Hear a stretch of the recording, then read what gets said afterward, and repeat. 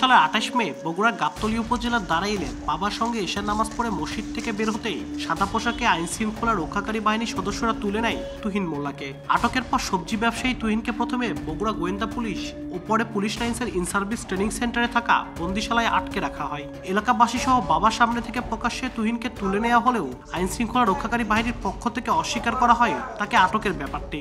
ওই 13 দিন পর আমার ছেলের ওদের মধ্যে লাশ আইলো, তা কার মধ্যেই থসে, তা সে লাশ মনে করেন পৌঁছে গেছে, তা গন্ধ কেউ ধোয়াতে পারনি, কেউ যাবার পায়নি।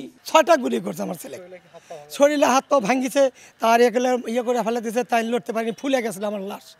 বেটার চোখ মুখ চিহ্ন করে, আর চোখেতে এখানে একটা গুলি করছে, চোখ দিয়ে বাইর করে দিচ্ছে, আবার মাথাতে গুলি করছে, পেটত গুলি করছে।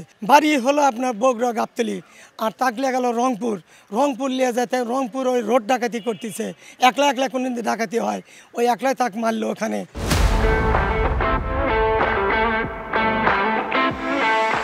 সময় সংবাদের অনুসন্ধান বলছে, বন্দিশালায় আটক রাখার 12 দিন পর তুহিনকে সিআইডির কাছে হস্তান্তর করা হয়। তাকে গাইবান্ধার পল্লী চিকিৎসক দীপ্তি হত্যা মামলায় সন্দেহভাজন জিএমবি সদস্য হিসেবে উল্লেখ করা হয়। এজাহারে নাম না থাকা তুহিনকে জিজ্ঞাসাবাদেও জড়িত থাকার প্রমাণ পায়নি সিআইডি। পরদিন 10 জুন গাইবান্ধার গোবিন্দগঞ্জে কথিত বন্দুকযুদ্ধে নিহত হয় তুহিন। গাইবান্ধার স্পেশাল বলতেছে যে ওটা ঊর্ধ্বতন কর্তৃপক্ষের সাথে কথা হয়েছে, ওই আসামিটা আমাদেরকে দেন, আমরা তাকে জিজ্ঞাসাবাদ করবো। গাড়িতে নিয়ে আসো, জিজ্ঞাসাবাদ করার পরে আমি ওই মামলার সাথে জড়িত থাকার তার কাছে আমি কোনো কিছু পাই নাই। তারপরে সাথে সাথে তো তারা এসপি গাইবান্ধা জেলা এসপি আসামি নিয়ে আসার পরে রাত্রে শুনি যে তাকে গোবিন্দগঞ্জ থানা এলাকায় ক্রস ফায়ারে মারা গেছে। অভিযোগ আছে, নওগাঁর মান্দার আনোয়ারা রিমা দম্পতিকে একই বছরের 11 এপ্রিল আটকের পর পুলিশ লাইন্সের বন্দিশালায় রাখা হয়। ওই দিন স্বামী স্ত্রীকে জিজ্ঞাসাবাদও করা হয় একত্রে। এর 4 দিন পর 15 এপ্রিল অন্তঃসত্ত্বা রিমাকে শেরপুরের একটি বিস্ফোরণ মামলায় কারাগারে পাঠানো হয়। 4 মাস পর 4 আগস্ট কারাগারে কয়েদি থাকা রিমা বগুড়া শহীদ জিয়াউর রহমান মেডিকেল কলেজ হাসপাতালে সন্তান প্রসব করেন। সেই সন্তান সেখানেই চিকিৎসাধীন অবস্থায় মারা যায়। এর 3 দিন পর রাজশাহীর বাগমারায় কথিত বন্দুকযুদ্ধে নিহত হন বগুড়ায় বন্দিশালায় আটক থাকা আনোয়ার। উপরে পা ঝুলা থিয়া টাঙ্গা থিয়া মারতো, ঝালের আপনি পানি গরম করতো, গরম পানি করে ওখানে ঝাল মিক্সার করতো, করে নাকে ঢালা দিত, অনেকে কারেন্ট শর্ট দিত, প্লাস দিয়ে তাদের নখ তুলে নিত, কাটলো। 2 মাস যখন হয় জেলখানা আসার পরে, তখন আমার বাচ্চা জিয়া মেডিকেলে নর্মালি হয়েছিল, হওয়ার পরে বাচ্চাটা ওখানে মারা যায়। কিন্তু কোথায় মাটি দিয়েছে এত পর্যন্ত আমি ওটা জানি না বা বলতেও পারবো না।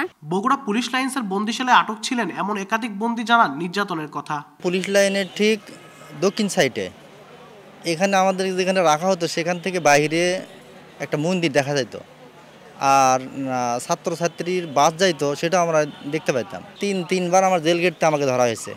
তো এইভাবে আমাকে প্রায় 39 জনে গুম রাখা হলো। যদি টাকা পয়সা দিস তাহলে সারা পাবি, না হলে পাবি না। আমি বললাম, আমি তো টাকা পয়সা কই পাবো? পুতুর সাথে কার সম্পর্ক আছে? তুই তাদেরকে দু একজনের নাম বললাম, আমি তাদেরকে কোনো চিনি না, দেখিনি। প্রচুর মাঠ, আমার 2 সাইডে মনে হচ্ছিল যে এত মাঠ ছিল, ওরা মানে লোহা এবং মানে বড় মোটা মনে হয় যে কোনো ভারী কিছুতে মারছিল, পা গুলো মনে হয় যে খুলে যাচ্ছিল। আমি বাচ্চাটা একটু রাখবো এরকম কোনো মানে একটা কিছুই ছিল না।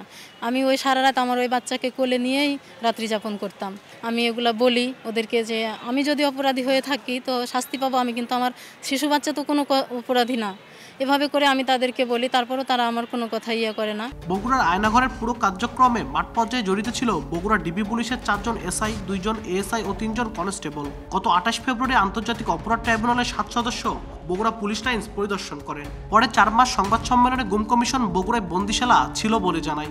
আমরা এমন একটা জায়গা পেয়েছি যে পুলিশ লাইনের ভিতরে কারাগারের মতো গোপন বন্দিশালা তৈরি করে রাখা হয়েছে, বগুড়ায় পেয়েছি। এগুলো গত 15 বছরের মধ্যেই বানানো হয়েছে। পুলিশ লাইন্সের ইন সার্ভিস ট্রেনিং সেন্টারে প্রথম ও দ্বিতীয় তলায় 2015 সালের মাঝামাঝি থেকে বন্দিশালার কার্যক্রম শুরু হয়। 2020 সালের 18 অক্টোবর থেকে ইন সার্ভিস ট্রেনিং সেন্টারে থাকা বন্দিশালার কার্যক্রম সরিয়ে নেওয়া হয় পুলিশ লাইন্সের রিজার্ভ অফিসের দ্বিতীয় তলায়। সেখানে সাউন্ড প্রুফ কাচের কক্ষে বন্দীদের রাখা হতো।